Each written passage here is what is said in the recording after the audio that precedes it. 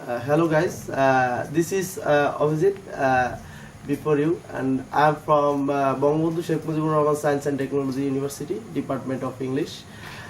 And আমি আপনাদের সাথে যে বিষয়টা নিয়ে আলোচনা করতে চাচ্ছি সেটা হচ্ছে ইংলিশের বেসিক স্ট্রাকচার সম্পর্কে এবং বাংলাদেশের বেসিক্যালি বাংলাদেশের স্কুল এবং কলেজ লেভেলের স্টুডেন্টরা এবং সবথেকে বড় বিষয় হচ্ছে স্কুল এবং কলেজ লেভেলের স্টুডেন্টদের ইংলিশের যে ফেয়ারটা কাজ করে এই ফেয়ারটা আসলে তাদের কিসের জন্য? এই ফেয়ারটা আসলে কি স্টুডেন্টদের নিজেদের দোষ, নাকি তাদের এই শিক্ষা পদ্ধতি শিক্ষা ব্যবস্থার দোষ, নাকি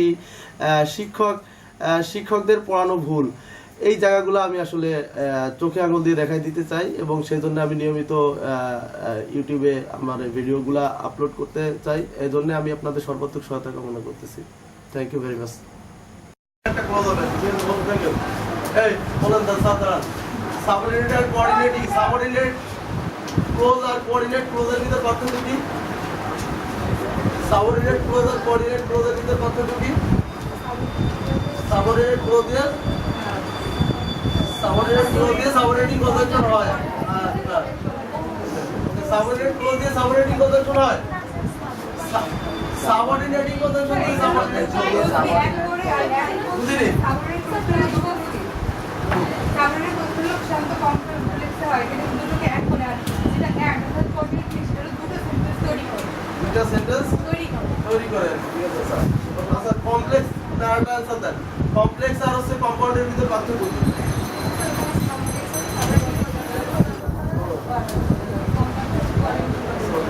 শব্দ কমপ্লেক্স আমরা কিভাবে মানে একটা কম্পাউন্ড সেন্টেন্স আইডেন্টিফাই করার ক্রাইটেরিয়া কি ছিল? How many elements to identify A compound sentence? দুইটা সাবজেক্ট, দুইটা ভার্ব, দুইটা ক্লোজ, একটা সাবঅর্ডিনেট কনজাংশন। আবার কি বলো? দুইটা সাবজেক্ট, দুইটা ভার্ব, দুইটা ক্লোজ, সাবঅর্ডিনেট কনজাংশন। এটা সাবঅর্ডিনেট কনজাংশন। বুঝা গেছে? বসো। আচ্ছা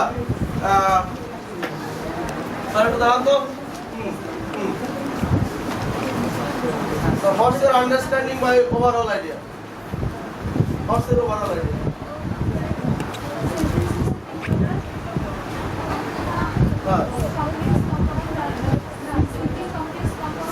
Simple. বহুতবার বোঝানোর চেষ্টা করছি যে সিম্পল বলে না, সিম্পল বলে। সিম্পল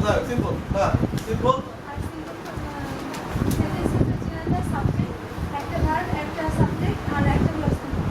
আর কমপ্লেক্স হচ্ছে দুইটা ভার্ব দুইটা সাবজেক্ট আর দুইটা ক্লোজ আর হচ্ছে সাবঅর্ডিনেট আর কম্পাউন্ড হচ্ছে একই জিনিস। পুরো হিস্ট্রি বলার দরকার নাই, মানে এক মোটা দাগে বলেন এক লাইনে কি মানে বুঝছেন? পারফেক্টলি স্যার কমপ্লেক্স কম্পাউন্ড সেন্টেন্সগুলো আইডেন্টিফাই করা যায়। এটা বুঝছেন? আচ্ছা বসেন। আচ্ছা ডেলিভারি একটু দাও তো। কি দাঁড়াইলো কি তাহলে এই যে চার্টটা প্রথমে দেওয়া হয়েছে আর কি, ঠিক আছে? চার্টের সাথে রুলের সম্পর্ক কি? For the relationship between the chart, প্রথমে যে চার্ট দিয়ে দিলাম আর কি শুরুর আগে, চার্ট আর রুলের এই যে এরপরে যে এটা হলো রুলের ভিতর সম্পর্ক। এই চার্টের জিনিসগুলো রুলগুলো ইউজ করে আমাদের মানে এই বসো। আচ্ছা তাহলে প্রথমে একটা রুল কিন্তু অলরেডি করা রয়েছে, সেটা হচ্ছে কি 2 প্লাস বিয়ন্ড থাকলে সেটা হচ্ছে কি যায়? আচ্ছা শুনো, এটা বোঝার জন্য কিন্তু ভার্বের ক্লাসিফিকেশনটা খুব জরুরি, যারা খুব জরুরি আর কি, ঠিক আছে? যে বলতেছিলাম যে ফাইনাইট কি নন ফাইনাইট কি। আচ্ছা ভার্বের ক্লাসিফিকেশন জানি তো আমরা, জানো? ঠিক আছে, ভার্বের ক্লাসিফিকেশন এটা কি শিখাইতে হবে? শিখাইতে হলে কও শিখাইতে হবে ভার্বের ক্লাসিফিকেশন। এভাবে বলতে হবে ভার্বের ক্লাসিফিকেশন লাগবে। আচ্ছা দেখো তো ভার্ব হচ্ছে কি? why verb is important? এক কথা আছে the verb is the life of a sentence. Verb is the life of a sentence আর কি, ঠিক আছে? লাইফ না থাকে বডি টডি সব ঠিক মতো থাকলে লাইফ নাই, কাজ করতে পারবে কোনো? কাজ করতে পারবে না। So we can say that the verb is the soul or life of a sentence. soul মানে কি আত্মা আর কি, ঠিক আছে? স্পিড ঠিক আছে? তো এটা আর কি, ঠিক আছে? এখন মনে করো যে এইটাকে এই ভার্বটাকে আমি একদম সরাসরি পুরো পয়েন্টে শিখাই আর কি, ঠিক আছে? দেখো ফাইনাইট আর non finite. Finite non finite আর হচ্ছে কি নন ফাইনাইট আছে, ঠিক আছে? ফাইনাইট আর নন ফাইনাইট। ফাইনাইটটাকে দুভাগে ভাগ করা হচ্ছে, একটা হচ্ছে কি ট্রানজিটিভ ট্রানজিটিভ আর আছে ট্রানজিটিভ আর আছে ইন্ট্রানজিটিভ, ঠিক আছে?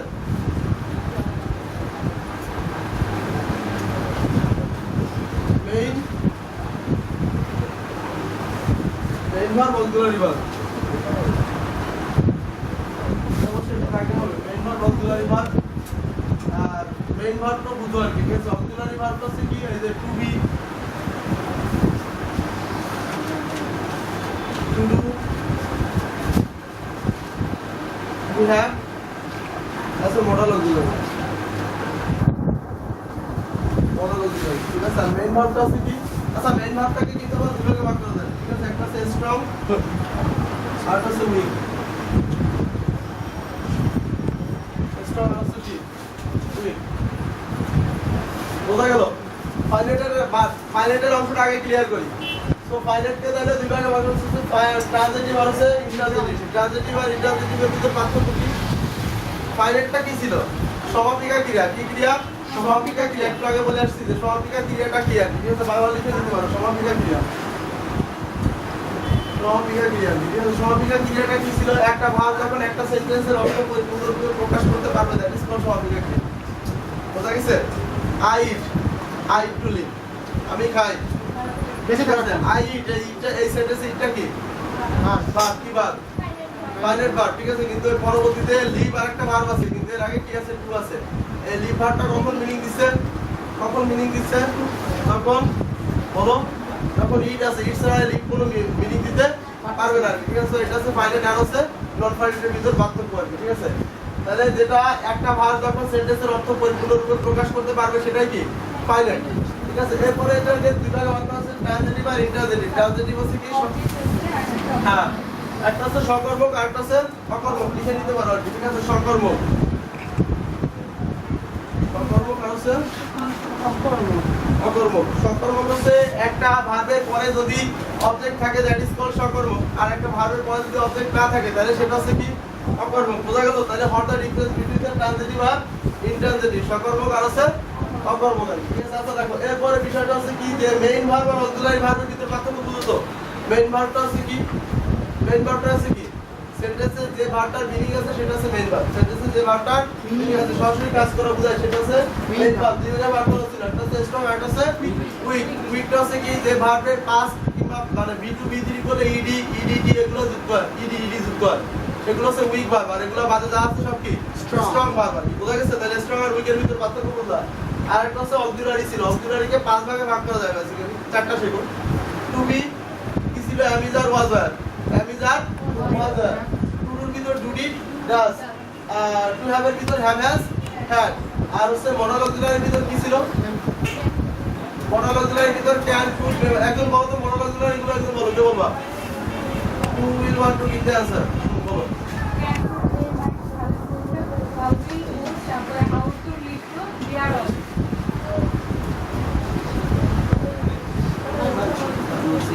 হ্যাঁ, বলো। আবার আবার।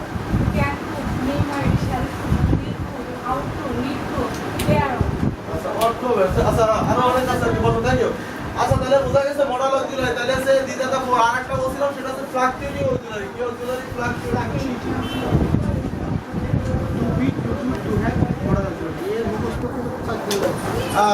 তাহলে বোঝা গেছে, কথা বোঝা গেছে? হ্যাঁ হ্যাঁ, ইডি যুক্ত হলে উইক ভার্ব। যে কোনো ভার্ব যখন পাস্ট করলে ইডি যুক্ত হয় সেটা উইক ভার্ব আর কি, ঠিক আছে? আর বাদ বাকি যা আছে, যেমন কিছু কিছু ভার্ব আছে না, তিনটা ফ্রম এক, কিংবা এই যে ধরো মিট এম ডবল ইটি, এটা ই করো কেমন? এম ডবল ইটি কি হয়? একটা ই বাদ চলে যায়, কি হবে? এম ইটি, এম ইটি উচ্চারণটা কি হবে? এটা হচ্ছে made beat beat made beat beat. এই যে এটা হচ্ছে স্ট্রং ভার্ব, এটা উইক না, ঠিক আছে? বুঝতে পারতেছো? আর ধরো হেল্প, হেল্প হেল্প, ইডি যুক্ত হয়েছে না উইক ভার্ব। বোঝা গেছে? সো এটা স্ট্রং আর উইকের ভিতরে পার্থক্য আছে। তাহলে এই পর্যন্ত ফাইনাইট রিলেটেড কোনো প্রবলেম আছে? ফাইনাইট হচ্ছে সহজে বুঝো সমাপিকা ক্রিয়া। সেন্টেন্সে যখন একটা ভার্ব অর্থটা পরিপূর্ণরূপে প্রকাশ করতে পারতেছে, এক্সপ্রেস করতে পারতেছে, মিনিংটা এক্সপ্রেস করতেছে, দ্যাট ইজ দা সমাপিকা ফাইনাইট ভার্ব, ঠিক আছে? আর দুই ভাগে ভাগ করা ট্রানজিটিভ ইন্ট্রানজিটিভটা হচ্ছে কি? সকর্মক আর অকর্মক। তারপর হচ্ছে একটা অবজেক্ট থাকবে, একটা অবজেক্ট থাকবে না, ঠিক আছে? অবজেক্ট থাকবে না, অবজেক্ট থাকবে না। মেইন আর অক্সিলারির ভিতর পার্থক্য কি? অর্থাৎ difference between the main verb. Main ভার্বটা হচ্ছে অর্থ থাকবে যা এটাকে দুই ভাগে ভাগ করা ছিল স্ট্রং আর উইক, এটা তোমরা শিখছো আর কি, ঠিক আছে। আর অক্সিলারি ভিতরে ছিল to have answer modal auxiliary. Problem নাই তো? প্রবলেম থাকলে বলো প্লিজ কোশ্চেন করো আর কি, একেবারে সহজ, একেবারে সহজ।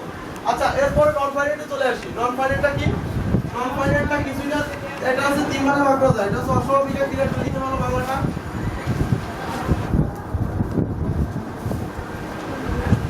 আচ্ছা, এটা হচ্ছে ইনফিনিটিভ,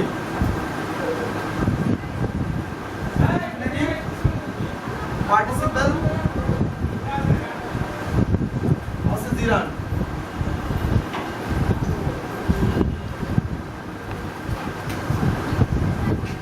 ইনফিনিটিভ পার্টিসিপল আর কি জিরান আর কি, ঠিক আছে। লং ফাইনাইট ভার্ব আর কি, ঠিক আছে। বোঝা গেল বিষয়টা? দেখো ইনফিনিটিভ পার্টিসিপল জিরান এগুলো আছে কার কোথা থেকে আসছে? নন ফাইনাইট ভার্ব থেকে আসছে। নন ফাইনাইটের অর্থ কি? অসমাপিকা ক্রিয়া, তার হচ্ছে যা সমাপিকা না, তার হচ্ছে যা সেন্টেন্সের অর্থ প্রকাশ করতে পারে না।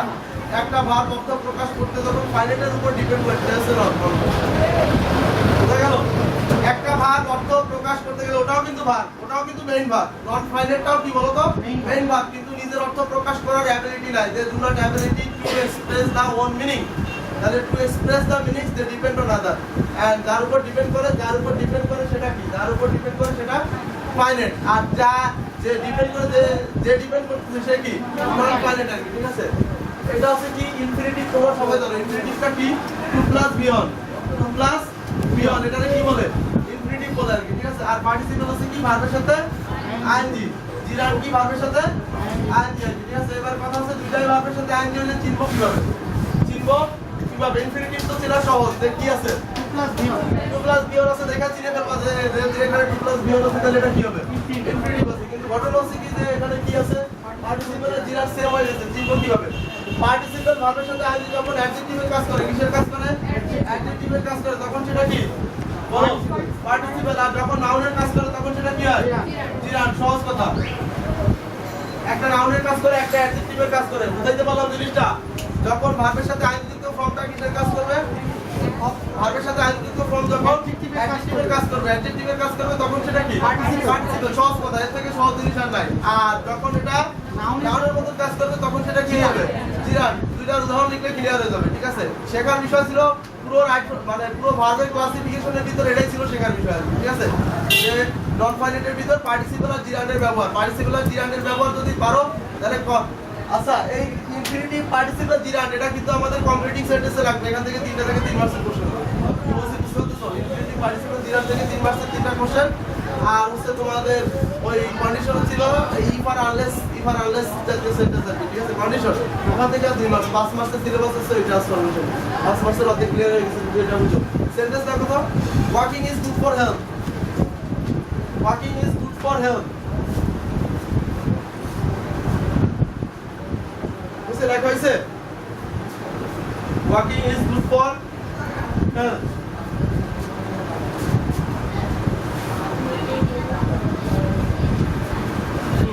সেকেন্ডে আরেকটা সেন্টেন্স দেখো, I saw a flying bird. I saw a flying bird.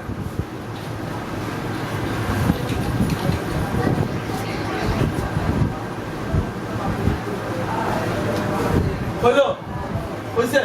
দেখো দুইটা ভার্বের সাথে আইনযুক্ত ফর্মটা একটু আইডেন্টিফাই করো।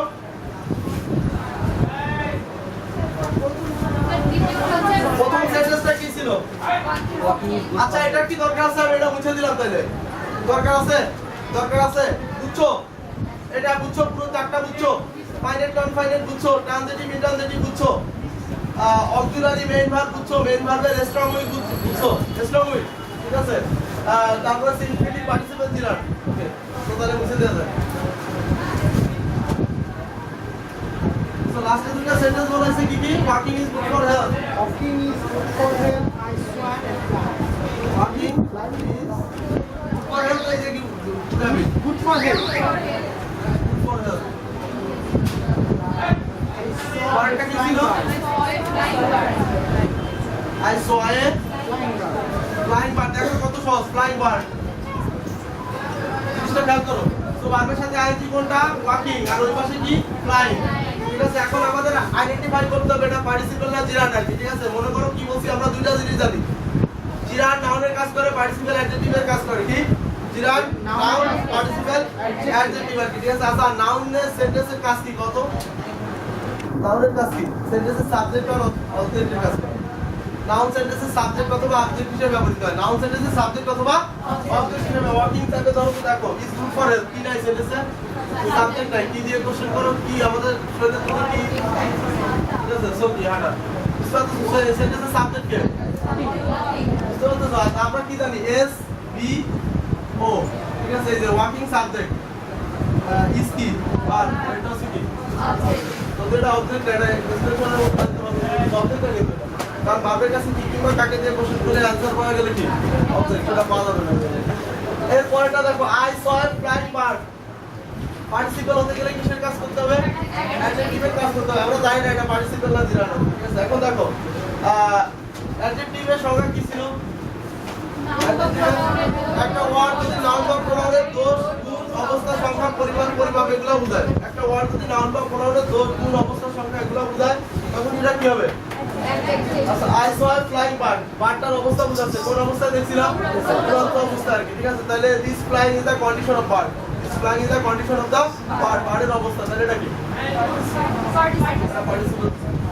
তাহলে বোঝা গেছে বিষয়টা সব থেকে আচ্ছা সহজ সিম্পল বুঝবো আর কি, ঠিক আছে। সিম্পলের টেকনিকটা আছে কি?